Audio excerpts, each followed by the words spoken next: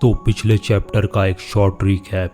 तो एंग मॉन्स्टर से लड़ाई में बिजी है और वो भाग रहा है मॉन्स्टर की तरफ।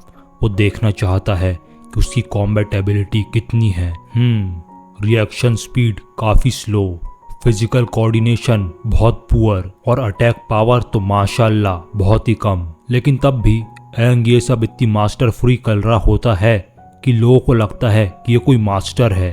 और ये देखकर लान और सूजी भौचक्के रह जाते हैं और हैरान भी कि एंग कब से इतना अच्छा लड़ने लग गया। लेकिन वही सीतू थोड़ी जल रही होती है क्योंकि उसे ऑफ कोर्स लाइमलाइट में रहने की आदत है, जिसमें अभी फिलहाल एंग है। और ये सब ऊपर से 3 कमांडर देख रहे होते हैं। दादा कहती है कि उस कीनी से लड़के का मोमेंटम बहुत अच्छा है।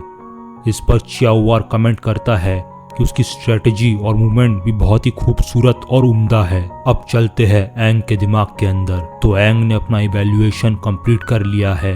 तो वो इस नतीजे पर पहुंचा कि इस बॉडी के साथ तो वो अपने पिछले जन्म की 10% पावर भी यूज नहीं कर पाएगा। पर कोई बात नहीं, उसके पास पावर नहीं पर एक्सपीरियंस है इस तरह के हजारों मॉन्स्टर से लड़ने का।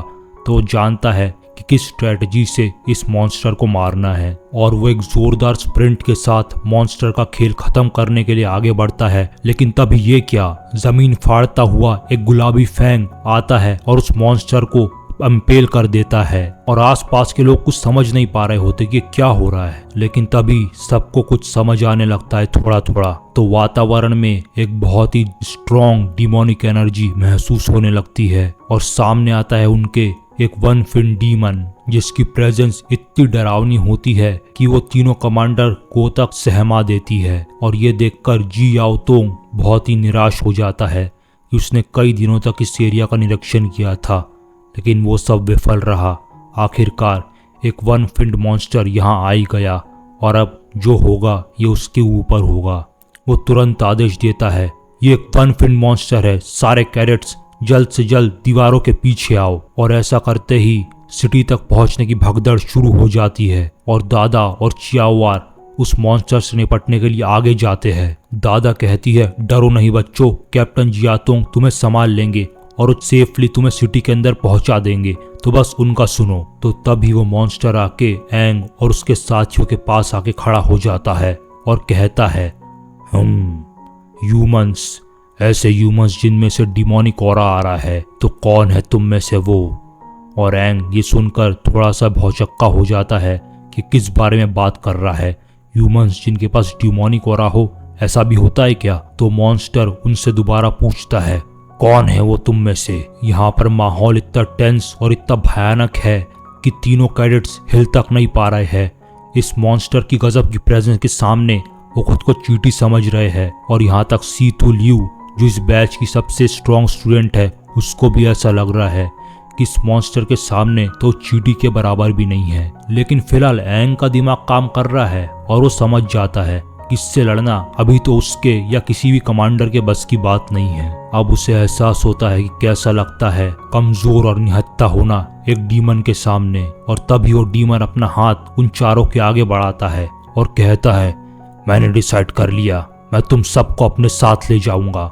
और वो 4 थ्रेड्स उनके ऊपर मारता है और अपने साथ जमीन के अंदर घसीट लेता है। और ये देखकर दादा और चियाओवार उनको बचाने के लिए और तेजी से उनकी तरफ आगे बढ़ते हैं, लेकिन आखिरकार वो फेल हो जाते हैं। इससे पहले वो उन चारों तक पहुंचे, वो डीमन उन्हें लेके गायब हो जाता है। और चियाओवार डेस्परेटली ऑर्डर देता है कि इसका पीछा करो।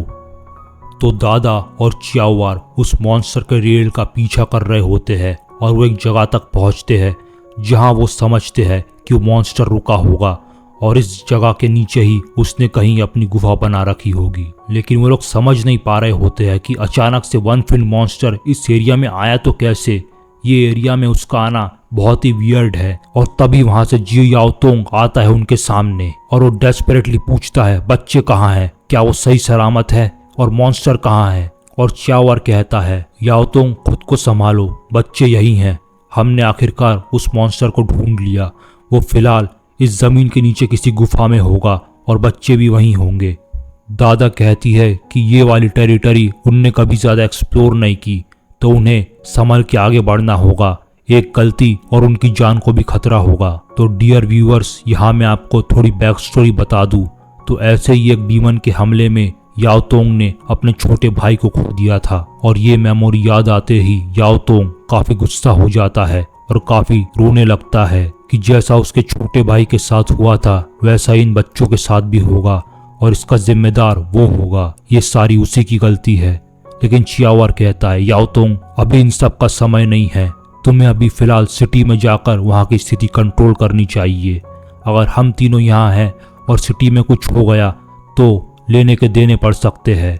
दादा एक कंफर्टिंग हाथ याओ तोंग के सामने बढ़ाती है और कहती है याओ तोंग ये तुम्हारी गलती नहीं है, हमने से भी किसी ने एक्सपेक्ट नहीं किया था कि वो मॉन्स्टर यहाँ पे सडनली आ जाएगा। लेकिन याओ तोंग कहता है कि अब उसे फर्क नहीं पड़ता, वो बच्चों को लेकर ही आएगा भले कुछ हो जाए। वो कहता है तुम दोनों सिटी में जाओ और इस मॉन्स्टर की जिम्मेदारी अब मेरी है, मैं इन बच्चों को सलामत लेके ही शहर लौटूंगा। तो चियावा उसे रोकने वाला होता है लेकिन दादा उसे रोक देती है। वो कहती है अब कोई फायदा नहीं, याओ तोंग ने अपना मन बना लिया है, हम उसे रोक नहीं सकते। तो वो कहती है ठीक है याओ तोंग, लेकिन याद रखना कि तुम्हें रात से पहले शहर वापस आना है। और याओ तोंग कहता है तुम चिंता मत करो, मैं और बच्चे रात से पहले शहर वापस होंगे।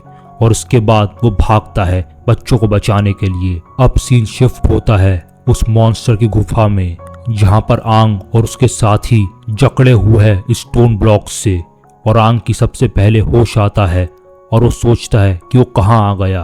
वो थोड़ा सा कंफ्यूज है कि क्या वो जमीन के नीचे है, यहाँ तो कोई भी रोशनी नहीं है। और तभी वो मॉन्स्टर पीछे से आकर आंग के घूरने लगता है। आहा तुम जाग गए, तुम इन सबसे काफी अलग हो, शायद तुम वही हो जिसकी मैं तलाश कर रहा था। तो लड़के बताओ तुम्हारी स्मेल एक डीमन जैसी क्यों है, तुम्हारे अंदर ऐसी डीमन स्मेल है जो कि मुझसे भी ज्यादा पावरफुल है, बताओ ऐसा क्यों है। तो एंग उससे कहता है भद्दे मॉन्स्टर, ये तुम्हें जानने की जरूरत नहीं, मुझे छोड़ो, मैं तुम्हें एक ही झटके मार दूंगा। और उसके बाद एंग अपने रेड पावर कोर को बूस्ट करके उस लकड़ी को तोड़ देता है और आजाद हो जाता है। लेकिन वो मॉन्स्टर के सामने उसकी एक नहीं चलती और वो एंग की कमजोर फिजिक का फायदा उठाकर उस पर भारी पड़ने लगता है। एंग के मन में बस एक ही बात चल रही है कि काश उसे उसकी पिछले जन्म की फिजिक मिल जाए, फिर ये वन फिंड मॉन्स्टर तो क्या वो सेवन फिंड मॉन्स्टर तक को मार गिरा सकता है। लेकिन फिलहाल उसे इसे मारना है और अपने साथियों को भी बचाना है, जो कि बहुत ही मुश्किल होने वाला है। तो एंग फिर अपने एक्सपीरियंस का योग करता है कि ये एक रेड कोर डीमन है, इसके एक्सट्रीमली फ्लेक्सिबल जॉइंट्स है जो किसी भी एंगल से अटैक कर सकते हैं, लेकिन यही उसकी ताकत है और उसकी कमजोरी भी। तो एंग किसी तरह मास्टरफुली उसके अटैक को डॉच करता हुआ उसके जॉइंट्स पर हमला कर देता है।